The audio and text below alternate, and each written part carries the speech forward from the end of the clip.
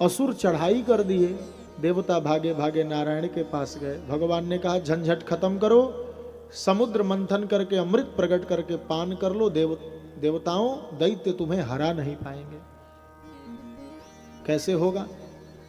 बोले पहले राक्षसों से गठबंधन बनाओ, जाके कहो कि हमारे पिता एक ही तो हैं, हम सब कश्यप ऋषि की संतानें हैं, इसलिए हम मिलजुल के मंथन करें और जितने रत्न प्रकट होंगे उन सब में हम आधा आधा बांट लेंगे। अमृत निकलेगा तो हम सब मिलजुल के पिएंगे। मंदराचल पर्वत को मथानी बनाओ, बासुकी नाग को रस्सी बनाओ, सबको तैयार किया गया।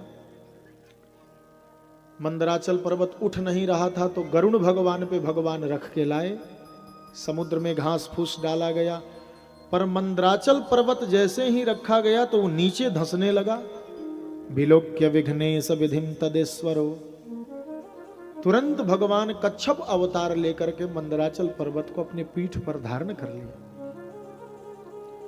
एक रूप से भगवान खड़ा होकर के निर्णायक के रूप में कहते हैं, देवताओं ऐसा करो भैया, सांप का पूंछ अशुभ होता इसलिए तुम मुंह की तरफ लगो और मंथन शुरू करो।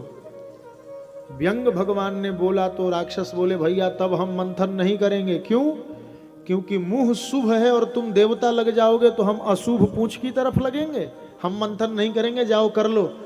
तब देवताओं से भगवान बोले नहीं भैया तुम लोग ही पूंछ की तरफ चले जाओ, दैत्यों को रहने दो मुंह की तरफ। भगवान की चालाकी काम कर गई, मुंह की तरफ लगे और 2-4 राउंड में ही जब बासुकी नाग लगे फुफकार मारने तो दैत्य मूर्छित हो के गिरने लगे। भगवान मुस्कुराने लगे, कहो देवताओं मेरा चाल कैसा रहा? सब देवता अत्यंत आह्लादित हैं। मंथन जब होने लगा तो मंथन में देरी हुई, एक रूप से ठाकुर अजित बन करके मंथन करवाए।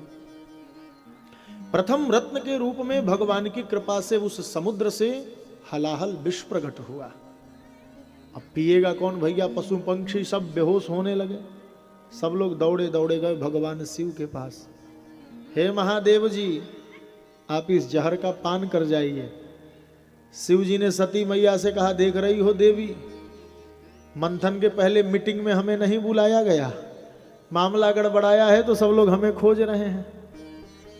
सती जी बोली, जब बेटा बेटी पे कष्ट आता है तो उस कष्ट को माता पिता आगे बढ़ के अपने माथे ले लेते हैं, इसलिए आप पी जाइए।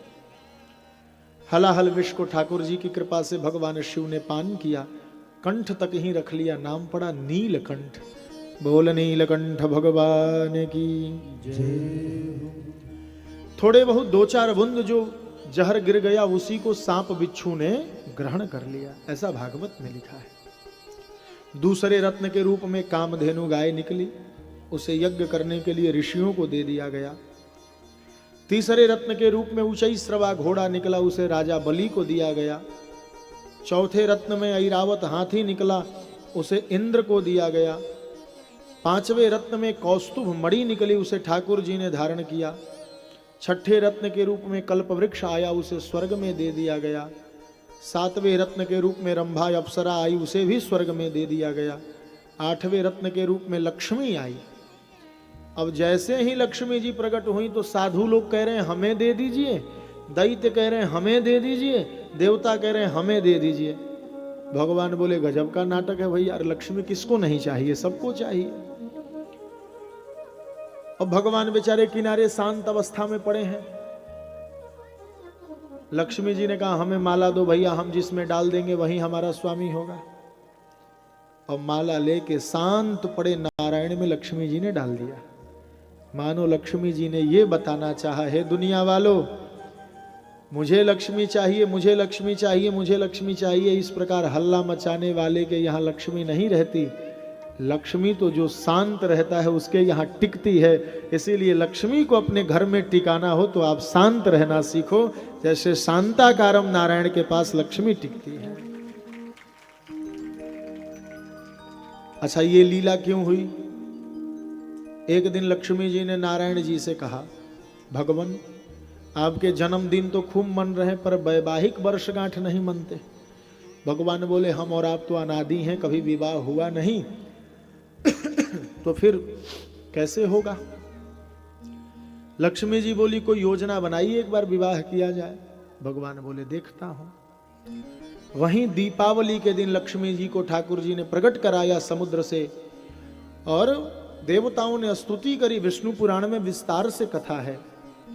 और नारायण के गले में दीपावली के दिन माता लक्ष्मी प्रकट होकर के माला डाली। इसीलिए हम दीपावली के दिन लक्ष्मी नारायण की पूजा करके भगवान का मैरिज एनिवर्सरी मनाते हो, भगवान का वैवाहिक वर्षगांठ है। बीच में व्यापारियों ने लक्ष्मी नारायण की जगह लक्ष्मी गणेश का प्रचलन कर दिया, परंतु शास्त्रीय विधि से दीपावली के दिन भगवान का विवाहोत्सव है। उसी दिन माता महालक्ष्मी समुद्र से प्रकट होके, ये जो समुद्र मंथन का समय था ये दीपावली का ही समय था। इसीलिए देखिएगा सुबह में गो पूजा होता है जिस दिन कामधेनु प्रकट हुई थी। इसके बाद धनवंतरी जी धनतेरस के दिन आए थे अमृत लेके। वो सब उसी कालखंड की घटना है, वो सब एक साथ आते हैं वो सब त्योहार। तो दीपावली के दिन लक्ष्मी प्रकट हुई, बारुणी मदिरा प्रकट हुई, चंद्रमा जी प्रकट हुए तो शिव जी के माथे पे दिया गया, पारिजात वृक्ष आया स्वर्ग में रखा गया, पांचजन्य शंख आया तो ठाकुर जी ने धारण किया, 14वें रत्न के रूप में धनवंतरी जी अमृत लेकर के प्रकट हुए। बोल धनवंतरी भगवान की जय। अमृत जैसे ही प्रकट हुआ दैत्य अमृत लेके भाग गए और भगवान यही चाहते थे कि तुम भागो। क्यों? क्योंकि नियम था कि एक इधर दिया जाएगा एक उधर दिया जाएगा। तो देवता तो एकदम शांत बैठे थे, नियम नहीं तोड़ रहे थे। तो भगवान बोले जब तक नियम टूटेगा नहीं तब तक मामला जुटेगा नहीं। पहले कोई नियम तोड़े, सो दैत्य लेके भागे तो नियम टूट गया इधर उधर वाला। सो भगवान बोले पकड़ो इन लोगों को। और जैसे ही देवता पकड़ने के लिए दौड़े, दैत्य तो आकाश मार्ग में उड़ने लगे महाराज। पर जब आपकी बुद्धि ठीक नहीं रहेगी तो चाहे कितनी बड़ी संपत्ति आपको मिल जाए आप उसे संभाल नहीं सकते।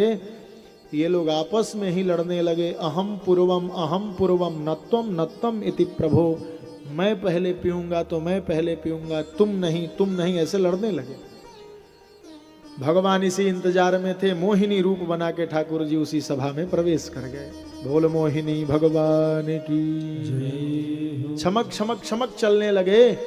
दैत्य तो कहने लगे कातम कंज पलासाक्ष या हा कजल नैनी तुम कहां से आ रही हो भैया, देखो हम एक ही बाप के बेटे हैं, ये देवता हैं ये दैत्य हैं, हम इस अमृत के लिए लड़ रहे हैं। सुनो, तुम विश्वास पात्रा मालूम पड़ रही हो, ये अमृत तुम्हारे हाथ में हमने दिया, तुम निर्णय करो। थोड़ी बहुत नौटंकी भगवान ने दिखाई, अरे बाजारू स्त्री पे भरोसा नहीं करते, तुम लोग आपस में बंटवारा करो। दैत्यों ने कहा कौन कहता है तुम बाजारू हो, जिससे दो बातें हो जाएं वो तो मित्र हो जाता है, तुम बांटो हम आनंद से पिएंगे।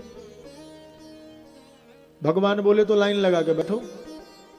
एक तरफ देवता एक तरफ दैत्य, बीच में ठाकुर जी कलश लेके खड़े हैं। दैत्यों से बोले एक बात कहूं बुरा न मानो तो। हाँ बताइए ना। बोले कलश में ऊपर वाला अमृत पतला है, नीचे वाला थोड़ा गाढ़ा है। आदेश हो तो ऊपर का पतला पतला पहले देवताओं को पिला दो, फिर ओरिजिनल वाला तुम्हें लास्ट में। देवताओं को पहले हल्का वाला पिला देता हूं, ओवरडोज तुम्हें दिया जाएगा, भैया बने रहना अमर। दैत्यों ने कहा कितना दिमाग है आपके पास, जल्दी पिलाइए।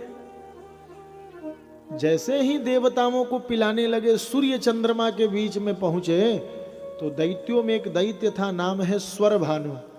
सोचने लगा अमृत जब एक ही कलश आया है तो इसमें दो प्रकार का माल कहां से होगा भैया। अरे एक ही बर्तन में खीर बना तो आधा नमक वाला आधा चीनी वाला कैसे होगा। सो धीरे से उठ के सूर्य चंद्रमा के बीच में बैठ गया। सूर्य चंद्रमा ने इशारा किया मालिक हम 33 कोटि ही हैं, ये एक बढ़ रहा है देख लीजिएगा। और जैसे ही हाथ में अमृत दिया गया, सुर से खींचा तो समझ गए ये